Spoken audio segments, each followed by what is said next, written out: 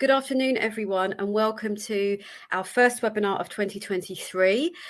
This is going to be about preventing burnout and increasing well-being in the role of a workplace rep. So for any newcomers, welcome. I'm Anna from the TUC, and I'm joined today by Miriam Fine, who will get to introduce herself properly in a second. Just a quick reminder, because we haven't had a webinar for a while, we do have live captions on the webinar. Click the green button underneath the videos and you'll be able to open live captions for what we're saying so you can follow along. Great to see the chat panel moving really quickly already. Please introduce yourselves, tell us where you're from, and you also use the chat panel to exchange ideas and tips. We're also going to save some time for questions for Miriam. So right at the bottom of the screen, there's an ask a question button. Please click that if you want to post a question, and we'll try and get to as many of the questions as we can after we've been through the main parts of what Miriam's going to talk about. Quite interestingly today, we've got a couple of poll questions for you all. So I'm going to make the first one visible now. You should see at the bottom of the screen next to the Ask a Question button, another button that says polls.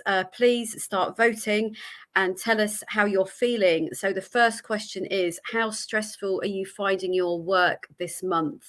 Ranging from 1, not very stressful, through to 5, very stressful. So please do vote in that. We'll keep that poll open through the whole webinar, and there'll be another one coming soon.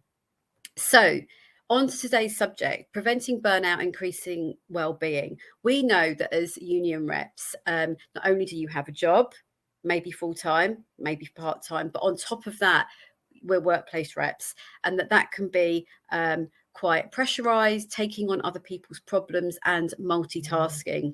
So we think it's really important to know how you can prevent burnout in this role as a workplace rep.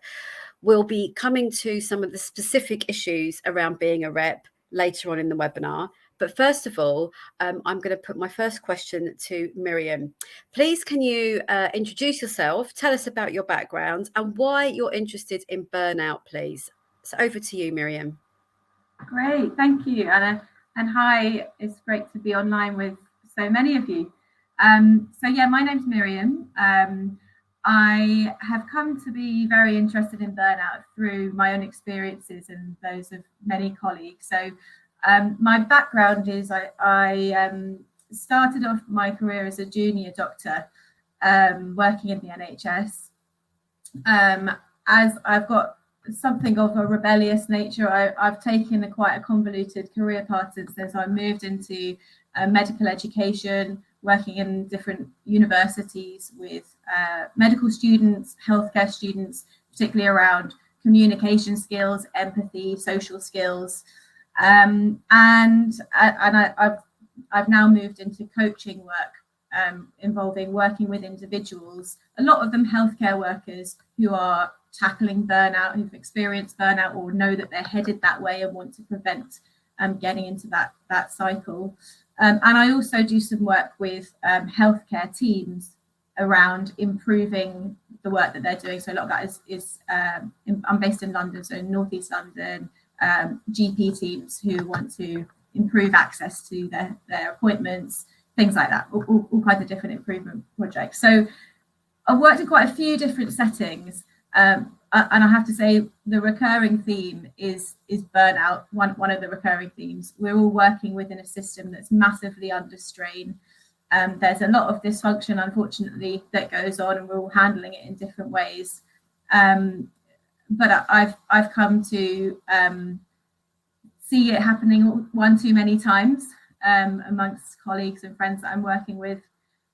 So it's become a passion of mine in terms of what can we do, acknowledging that the system that we work in and the struggles that are sometimes outside of our control. What can we do to take back control and to have some control over our own working lives and the whole of our lives, actually, because we, a lot of us are in our work because we care about what we do, but we don't want it to consume everything and impact upon ourselves and our families and our enjoyment of life. Absolutely. Thanks for that intro there, Miriam. And there's some things you mentioned there, I think really important that we'll be coming back to later in the webinar, because again, about balance, about taking time for ourselves. And that leads me on to our next poll question, which I will just open for you now. So you should now see a second question, which is, what comes to your mind when you hear the words self-care? And there are 5 options there. So please cast your vote. We'll see what comes up from that. Just a quick recap of the first question, where we asked you how stressful you're finding your work this month, going from 1 through to 5. Votes. Options 3 and 4 have the most votes. So some of the time and quite stressful are the leaders at the moment for that. But again, we'll keep those open. So my second question for you, Miriam, what gets in the way of us engaging in tackling burnout? Thanks. So I think quite a lot of things can get in the way of tackling burnout. I want to refer first of all to what we're talking about in the poll there, which is, we hear terms like self-care quite a lot, and I think most people are aware of the importance of self-care, or at least that it's a bit of a buzzword that goes around. Okay, we need to look after ourselves, but I think it's hard to pick out sometimes the really valuable, meaningful stuff from the kind of noise of like, oh yeah, you gotta get your scented candles, and you've got to get your bath bombs, and these are the things you need to do, that will make you feel better. So I wanted to kind of bring that out in the open to start with, and also the point about, sometimes it's a corporate buzzword. I know I used to, when I was working in universities, I was a member of UCU, and we talked quite a bit about how frustrating it could be that we were experiencing some really quite, hostile, for want of a better word, interactions with management. And then at the same time, there would be reports published about how, we've now got a well-being day, or we've got some sort of corporate wellness activity that's intended to show that, okay, this is all ticked off now. We can say we've looked after our staff. So I'd like, to really focus in our conversation today around, well, as individuals and also, the colleagues that we work with, what is meaningful well-being and what is meaningful self-care.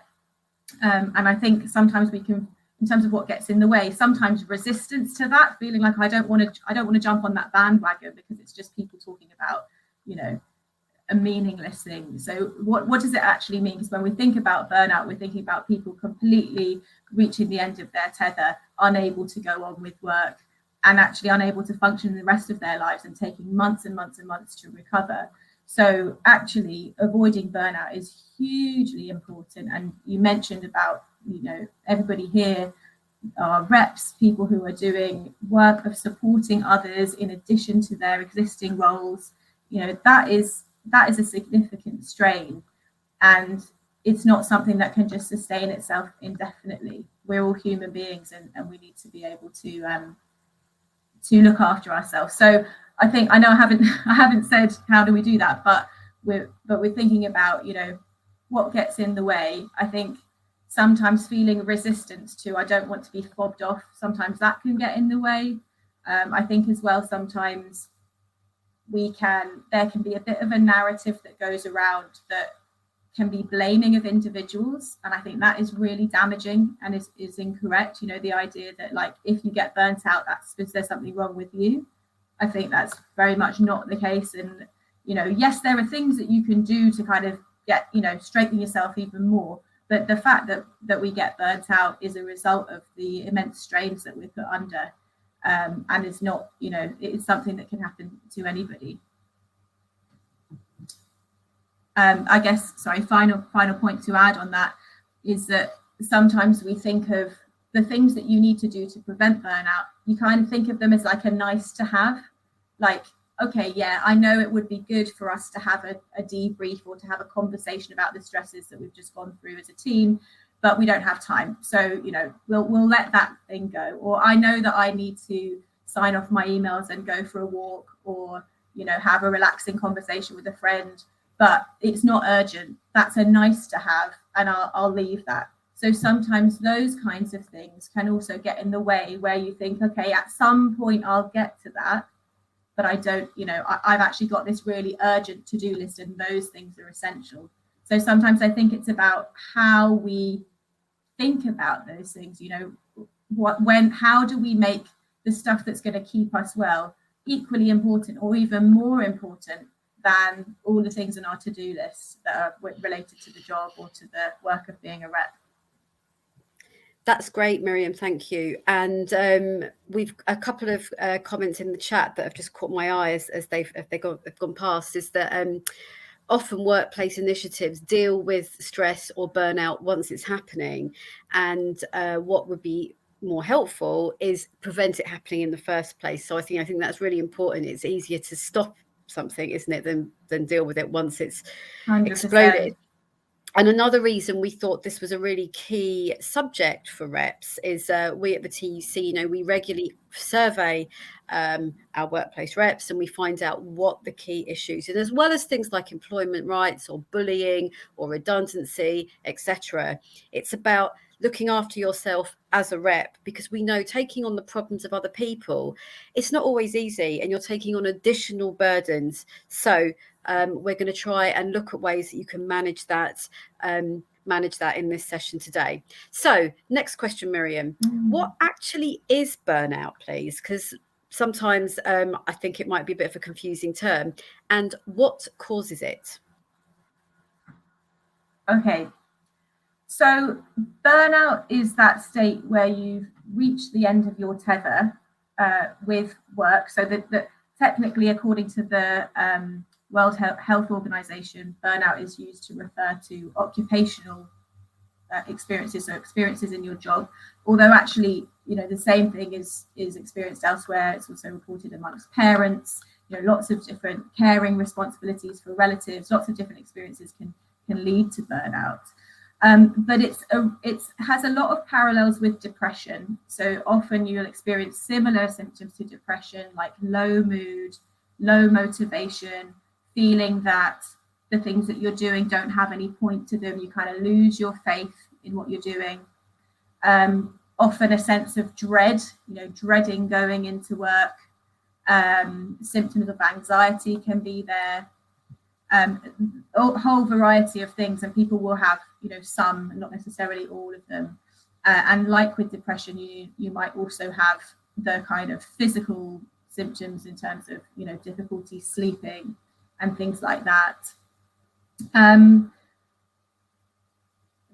happens as a result of chronic stress, but it doesn't always happen. So if you have chronic stress, you don't always get burnout.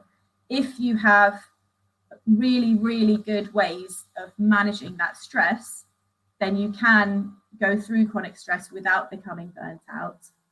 But oftentimes, chronic stress without having enough to bolster you up and to support you to make it through that will then lead to burnout. So where are we at? We've talked a bit about, what is burnout? How do we get to burnout in terms of stress and managing the stress? I wonder if it's useful just to talk a little bit about what stress is and why that is unhelpful for us in terms of, obviously it's unhelpful, but I think it can be quite useful to think back to what are the origins of the stress reaction and why does it come up in our bodies. So if you think about ourselves as cave people, and think of yourself as meeting a stressor. So you meet a saber-toothed tiger, and your body creates a stress reaction in order for you to survive. So that gives you that kind of fight or flight reaction. You've got all these hormones rushing around your body. You've got adrenaline, cortisol, whatever, and that serves a really important purpose. So that's there to get your heart pumping as fast as it can, to get your muscles ready to go, and to set you off so that you can run for your life and you can survive from that saber-toothed tiger.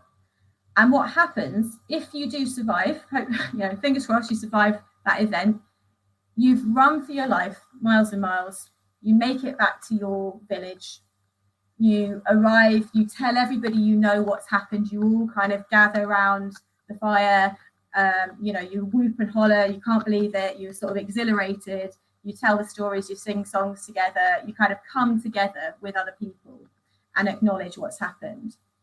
And all of those things that I've just described are examples of things that help to burn off that stress reaction, the physical stress reaction in your body. So where you've got all those hormones rushing around, if you do, strenuous exercise, you move your body, run, that helps to burn those off.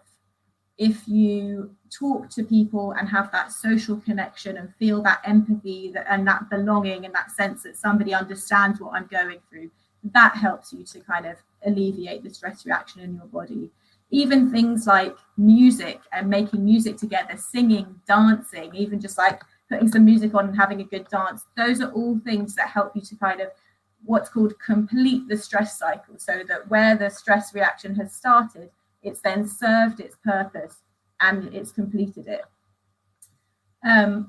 If you switch from caveman times to present day, our stress reactions a lot of the time look very different in terms of what's actually happening, but what's happening in our body is very similar.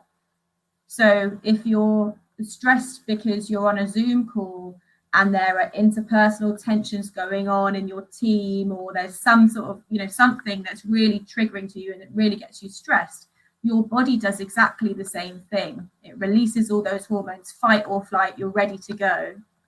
But it doesn't have anything to do with it because you're then sat there with back-to-back meetings all day and just carrying on. And you don't necessarily have the opportunity to kind of move your body, run, dance, talk to your friends, offload about it. We're often straight into the next thing, and we don't necessarily recognize when we're stressed or have the opportunity to kind of offload about it.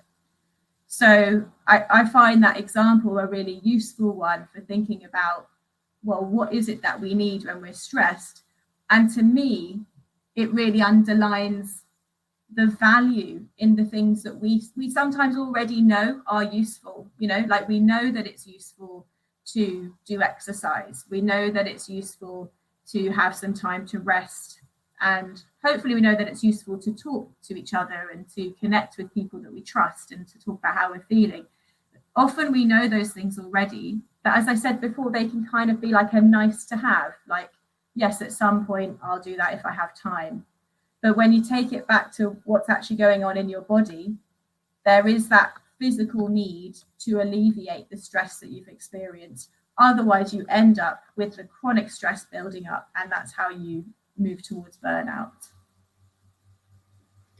Thanks, Miriam. That's a really helpful, detailed explanation of what the body goes through at those moments. I wanted to highlight another comment that was posted in the chat and that quite a few other viewers have sort of responded to, is that workplace reps are often the sort of receivers of stress from their members, and that they could become like emotional punch bags. They absorb a lot of that stress. It's disappeared now further up the panel, but other people are responding to that as well, and that they absorb a lot of that emotion and angst from colleagues. So I'm now going to put a question to our viewers that you maybe post in the chat your thoughts on this. We normally get a lot of responses to these kind of questions, so the chat will move quite quickly, but do have a look out for what catches your eye, and we want to see if there are any common feelings. So we want to know what you find most draining, stressful, or demoralizing about your current work life.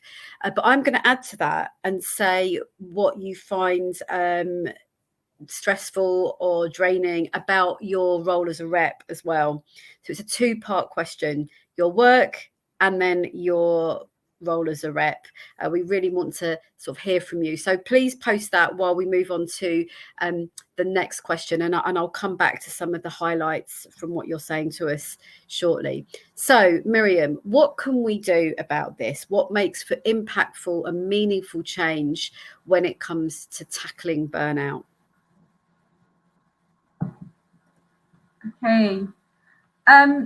I want to just pick up on what you said from the chat, which is so important as well, which relates to this, about feeling like an emotional punch bag, you know, feeling like you're dealing with other people's stresses a lot of the time.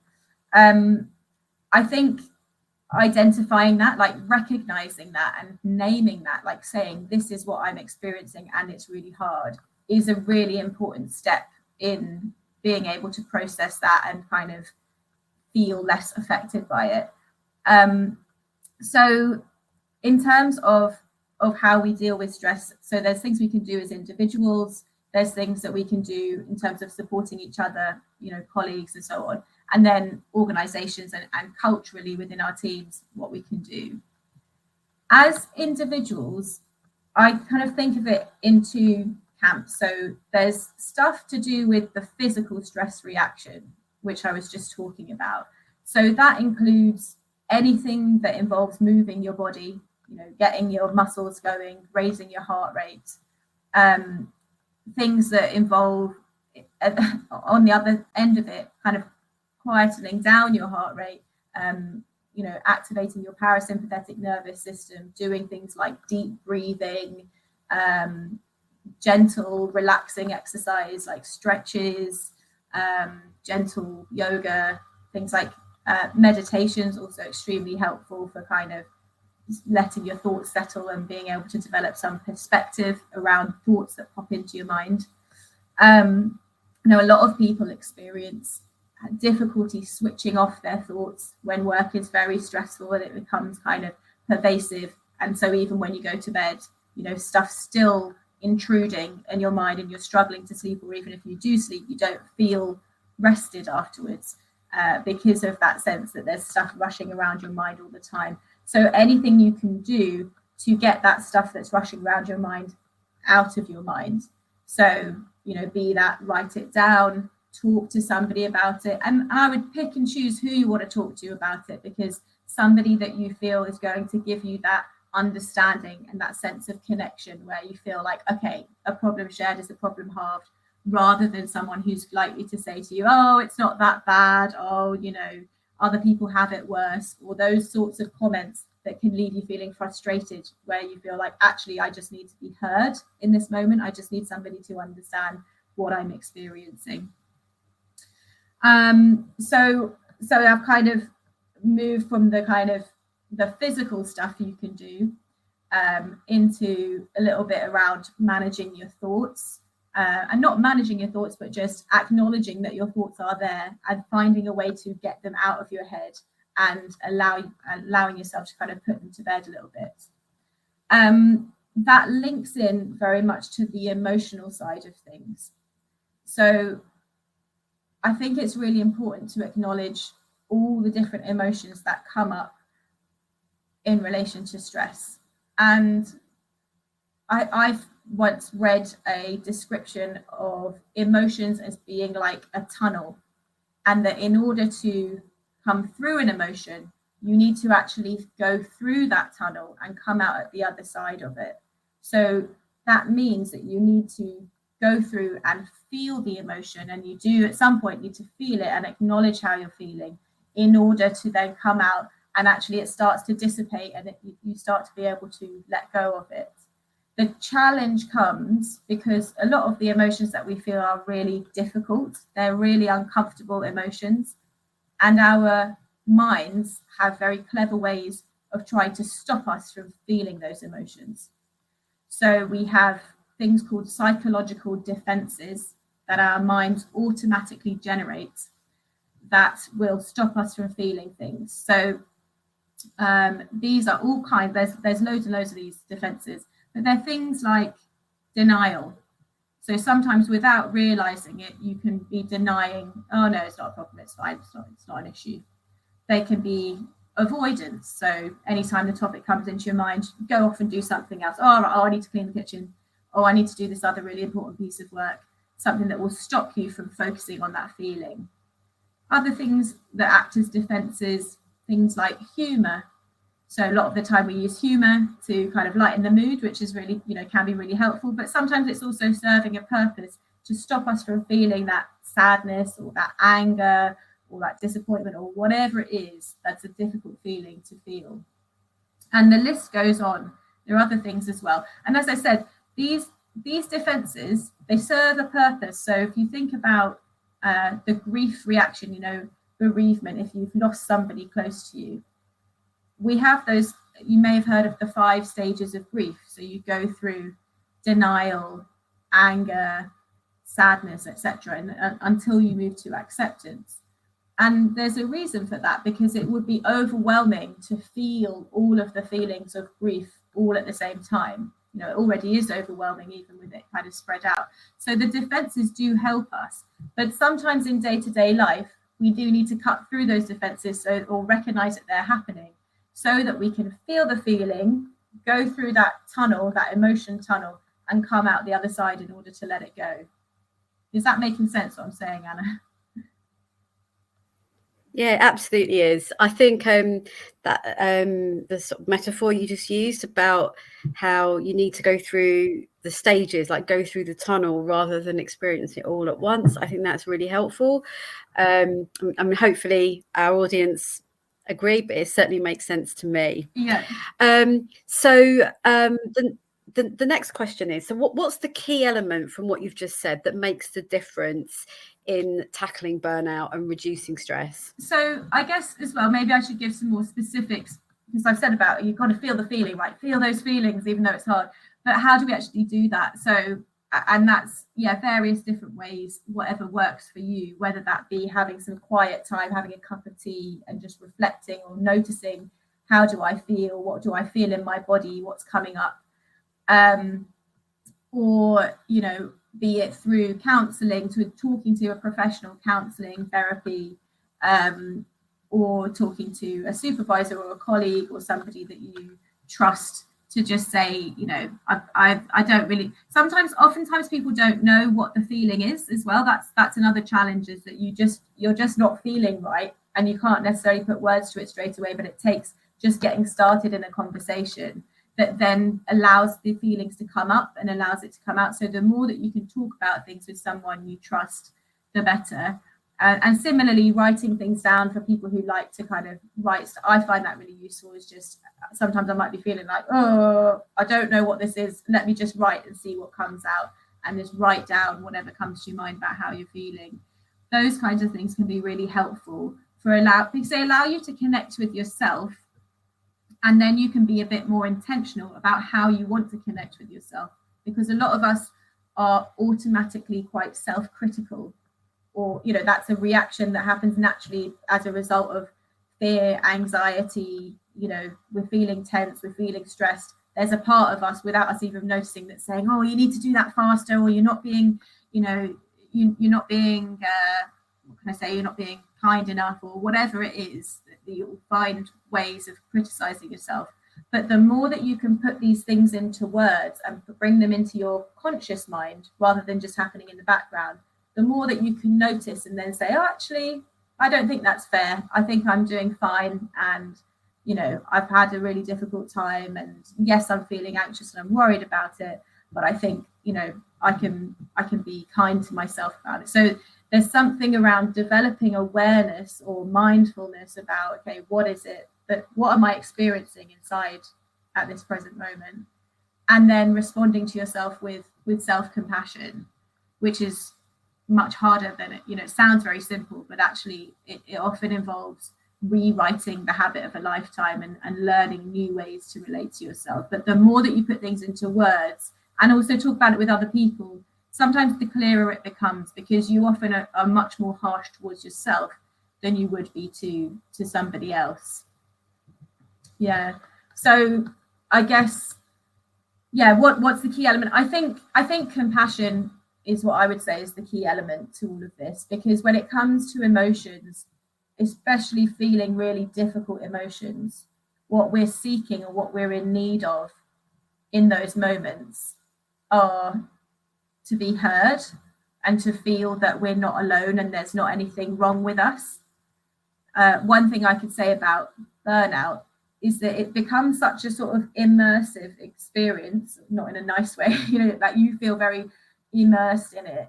And it's very difficult to see the wood for the trees. And oftentimes people start to feel like, oh, there's something wrong with me. I'm really bad at my job, or I'm terrible. I need to give up with this because it's all gone wrong.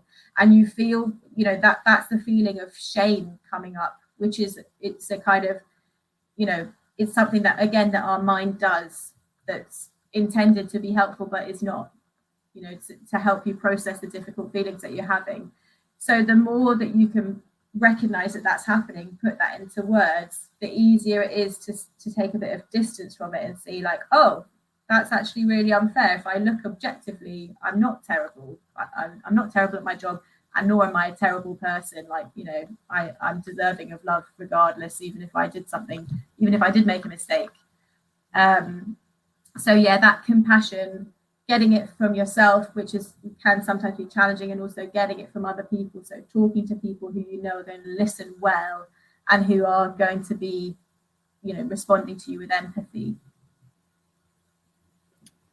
Thanks, Miriam. I just want to pick up on that last point and relate it to some of the stories that are coming through in the chat. Is that often as reps, we've already acknowledged you can be absorbing stress and problems of other people.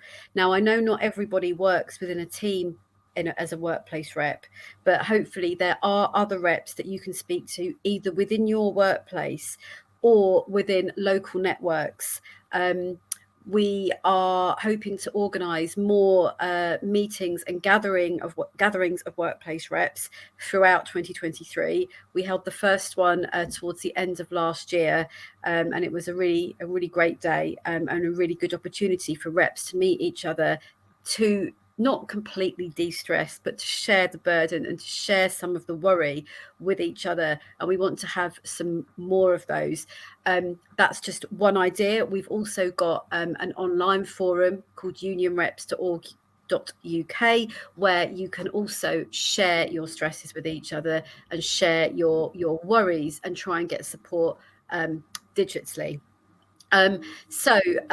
We've which I know won't solve problems, but maybe will help towards people feeling better so that they're not overburdened individually.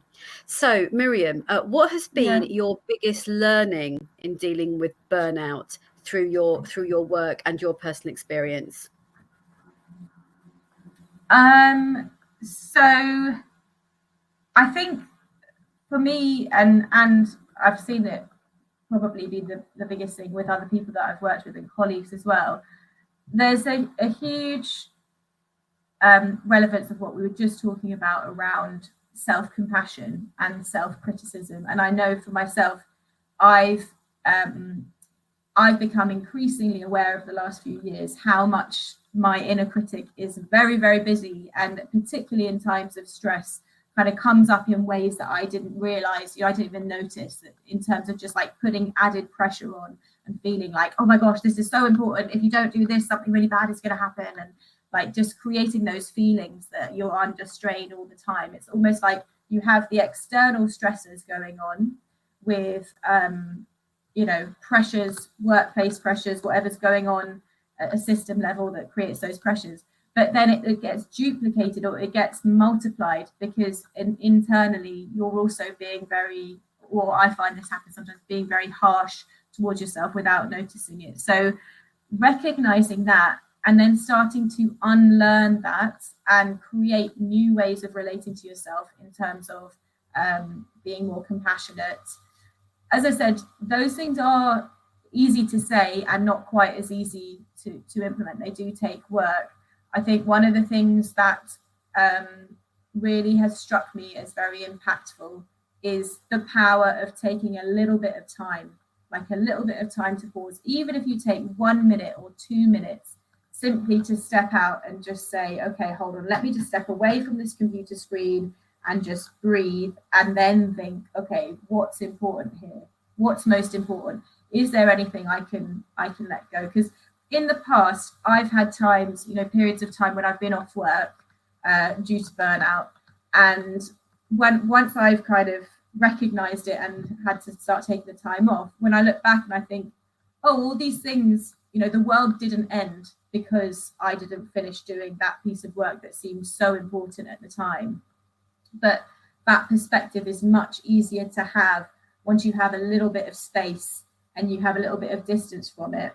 And I know 1 or 2 minutes sounds very small, but it is actually incredible how much your mindset can shift, or how much your perspective can shift if you kind of step away, go outside, do whatever you need to do to just like rejig your brain a little bit, and then come back to it and think, okay, what is really important here? That's the main thing I would say. I also think I'm definitely experiencing this kind of getting better at dealing with burnout as like an ongoing learning process. And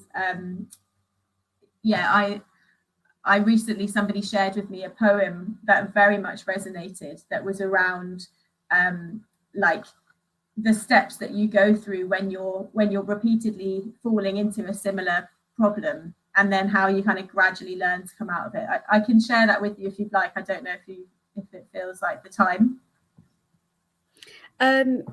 Like verbally or in the chat, do you mean?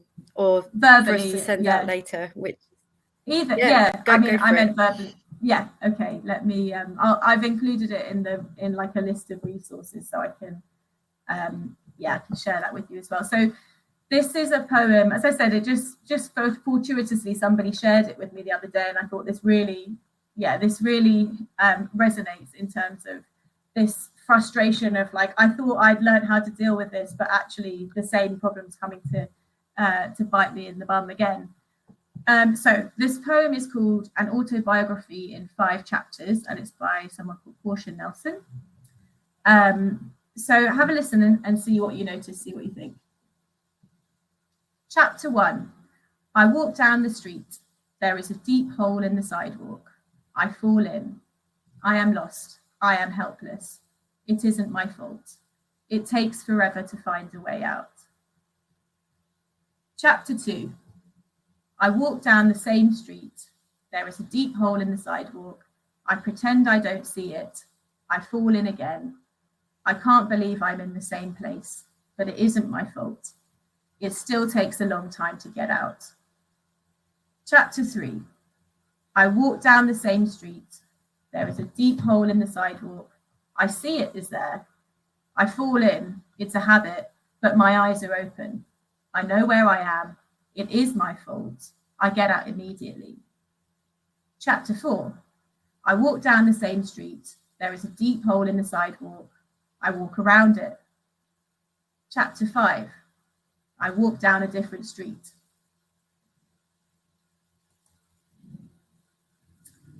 So I don't know what that sounded like to you, Anna. But interested, obviously I can't hear from everybody, but I'm interested what resonated with people in that poem. You can see people are starting to respond in the chat. We live and learn. We live and learn. Really key point to take away from it there. I'm keen to get to some of the questions that our audience have posted. But one final thing for you, Miriam, from me before we move on to those is, can you outline a little bit about the ways which a rep's role, which is helping, supporting others, supporting their members, caring and advocating for them, might factor especially into burnout, and maybe some of the things they can do to alleviate that? Yeah, definitely. And I think, so in terms of a rep's role, doing a lot of work of supporting other people, I think, has been mentioned already, importantly, that can be very draining. And sometimes can be quite thankless, and sometimes you can feel like you're a middle person, and you're there trying to support, but you don't necessarily have the means to give people what they want or what they need. I think that, and there's a lot of parallels with other roles as well, in terms of like people that I work with in healthcare, doing work where you're doing kind of caring work. You may well be doing it because you care about the people that you're there to support, and a lot of the time this is people who feel a lot of empathy, good at listening to people and understanding their struggles, and that's such a huge strength and a really important skill to have. But the challenge with it is that oftentimes when you feel a lot of empathy, you can soak up a lot of the emotional stuff that's coming at you. And if you're dealing with people that are very upset, very angry, very frustrated, all kinds of big emotions, that can be extremely draining for you. And that can, you can absorb some of that and start to feel some of those emotions as well. I've become very interested in the idea of different types of rest that we need.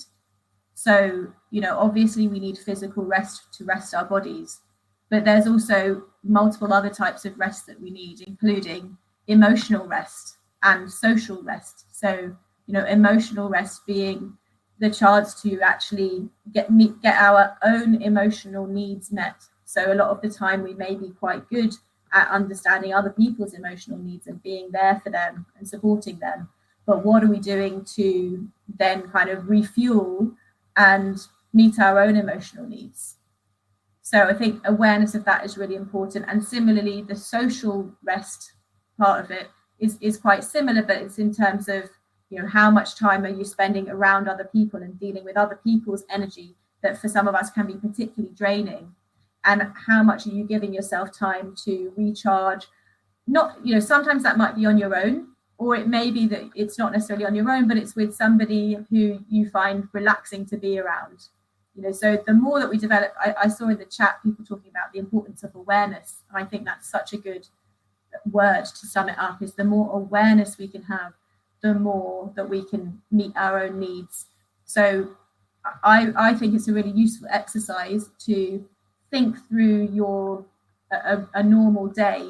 What are all the activities that you do through that day? And then label each of those activities. Are they giving you energy? Are they sort of nourishing you? Or are they depleting you? Are they taking energy from you?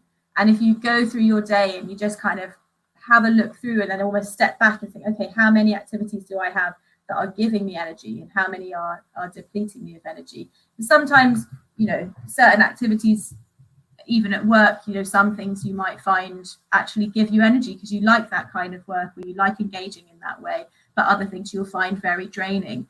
The more you can develop awareness of that, the more you can be a bit selective, if possible, and start saying no to things that are going to be too much, and kind of get clearer about what your own needs are and set some boundaries around that.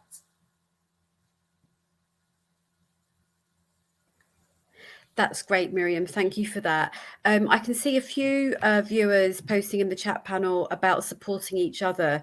We do, the TUC already, we have a bulletin board web forum where you can support each other. I'll get the link to that posted in the chat in a second. But please do use that. Please use that to support each other with cases or the day-to-day stresses and strains of being a rep. That would be great. Okay, I'm going to have a quick look at some of the questions that have come in.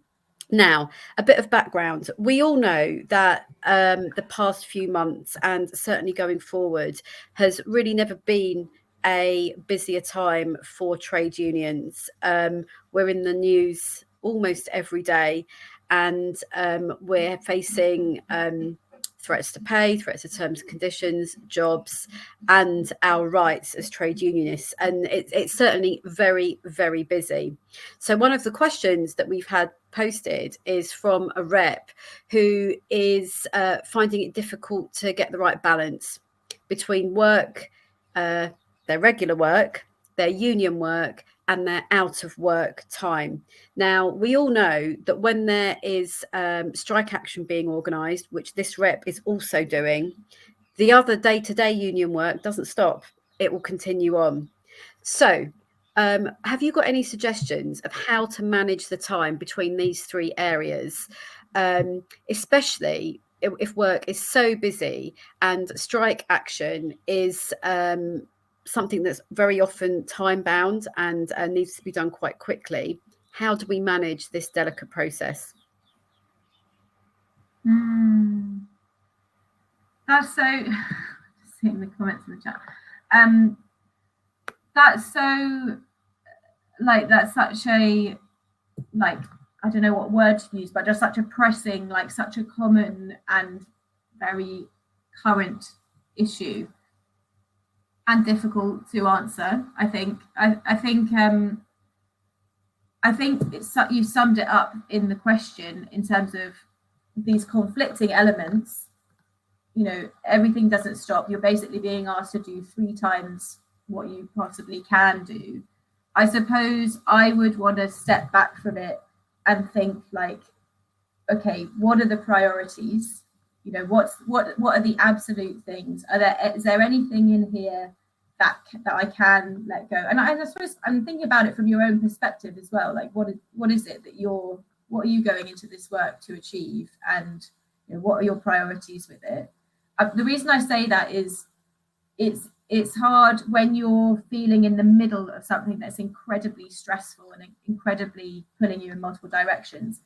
What I find is that everything starts to seem urgent, and it's quite hard then to kind of pick through things. So if you can take a step back, even work through it with someone, if you have somebody that you could work with, you know, another rep, or, you know, someone who you work with that you would, you know, trust to go through this with, can you pick through it and start to kind of rationalize a bit, like, these are extremely important, these are the most urgent, and then you get a list of, like, all these things are very urgent, and then I would share that with the relevant people. So whether that's your colleagues in the strike committee, or you know, fellow reps, or your line manager for your regular work, whoever it is, the relevant person, but to say, like, I don't have capacity to do this, because, you know, I know that can be difficult, because often it feels like everybody's in the same situation, and, you know, you worry that you're not going to get any response. And I mean, I acknowledge that. I know that sometimes that is a reality, but at the same time, I think, you know, we have to reach out and ask, if we haven't asked for the help with taking some of the work, or at least help with, like, working on it together, so that you don't feel like you're drowning and you're completely lost from everybody. So yeah, whatever you can do to kind of prioritize it, get it clear, like, these are urgent, and then reach out and collaborate. And I guess if there's anything you know about yourself as well, you know, I find collaborating, you know, that's going to be helpful. The fact that I don't feel like I'm on my own with it, or there's somebody to kind of, like, right, we're holding on to each other a bit through this difficult time. I would find that helpful. But you'll also know things about yourself in terms of, you know, what works for you, what kind of things make things feel a bit more manageable to you. And yeah, I guess just solidarity, like knowing that you're not alone, and that it is extremely difficult, and other people are experiencing this as well, and you know, we can't do everything. Absolutely, Miriam. And we do have a really sort of short and really helpful piece of e-learning for reps about taking care of themselves around strike action, or when organising a ballot. And I'll get one of my team to post that in the chat and to send it out to you all as well. It's specifically written to combat, well, to help with self-care around a strike, but we can apply the same lessons to all aspects of rep work. So do take a look out for that. Okay, we've had quite a few questions that all focus on dealing with difficult managers. So we know that reps often meet management either when negotiating or when supporting an individual member with casework. So can you talk a little bit about how to deal with managers who might be either difficult in meetings, who might blame the rep for a particular situation in the workplace that isn't necessarily their fault, they're doing, or that don't really understand the rep's role either? Just some advice about dealing with managers, please. Okay, so managers not understanding the rep's role, blaming the rep. What was the other thing that you said? I think just meeting managers in general can be quite stressful in itself. Not everyone deals with senior management in their 9 to 5, but they do in their rep's role. Yeah. I think my go-to thing would be connecting with others through forums like this, and other contacts you have. I mean, you mentioned about the Reps Connect event. I think things like that are so important, because you know that other people will have gone through this and will have advice in terms of, okay, how would you approach it? I think it's difficult when you don't know what's going to come up in the moment. So I guess there's the sort of how you prepare, how you deal with it in the moment, and how you process it afterwards. I think all of those are important, and I would say don't forget about the processing it afterwards part, because sometimes in these quite, dealing with very difficult managers, they can press your buttons. They can behave in a way sometimes that makes you feel, like when you said dealing with people that are being blaming, that can kind of press your buttons of, feeling like you're being talked down to. There's something, this is probably a bit too complicated to go into for this answer, but there's a process that I find quite useful for dealing with when things like that happen. So if you have an interaction with someone that you have found like, okay, that has pressed my button, I don't know why I'm so bothered about the fact that they said this to me, but it really hit a nerve and I'm feeling really wound up by it. There's a process you can go through that gets you to kind of think through, okay, what happened? What was the feeling that came up for me? Why was it that created such a stir or such a big reaction for me? And it again helps with that developing awareness. So and the more that you have awareness of what triggers and what presses your buttons, the more power you have to feel like, okay, now I'm not going to be as easily sort of, what's the word, like I'm not going to be as easily thrown by this. So that process that I've mentioned, I'll include a link to it in the resources that get sent out afterwards. It's called a track down process, but it basically enables you to just kind of walk through the experience that's happened and think, okay, what was it that I was feeling at that moment? What was it that they said to me that made me feel that way? Why was it that bothered me so much? And I think doing that each time you have a sort of experience like that where you feel triggered can be really empowering, that you feel, okay, I'm more in control of this, and I don't feel, because when people talk to you in a very judgmental, critical, blaming way, sometimes that will put you into feeling like in a sort of childlike place. It's a natural response sometimes to feel that way. And then you feel completely like powerless, and you're like, like, how dare you leave me alone? And that's not how you want to feel. You want to feel grounded, and you want to feel able to just kind of call things out as they are. So if they're incorrect in how they're perceiving you, you want to be able to just very calmly correct them and say, no, that's actually not the case. This is what the case is. So if you're able to be aware of what your own sensitivities might be, to try to keep those things at bay, then you're better able to just think, okay, we're meeting as two adults, doesn't matter what our seniority level is. We're two equal human beings, and we have different points to make and different arguments and different things to say. And so I think if you treat it that way, and then however they're coming at you, if they're coming at you with kind of immature ways of interacting. Sometimes that can be quite hard not to get hooked into. So be forgiving of yourself if you do feel riled up by it. And don't, everybody will have experiences where that happens. So don't feel that it has to go well every time. But also, if you can, notice that it's making you feel a certain way, and then just let that feeling pass before you respond to them. So there's something about, we talk about reacting versus responding. So reacting is a bit like a reflex, when like one thing automatically leads to the other. So you have this reaction, it's outside your control. Someone's really wound you up and you're like, oh no, that's not fair, leave me alone.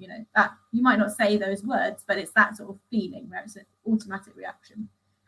What we want to do is to introduce a bit of a pause in between the stimulus, if you like, in between the thing that they've said and your response. So they're saying whatever they're saying to you. It makes you feel whatever it makes you feel, and that's all okay. It's very human to feel that way. But instead of reacting straight away, give yourself a minute, however long you need, just to think about what you actually want to say.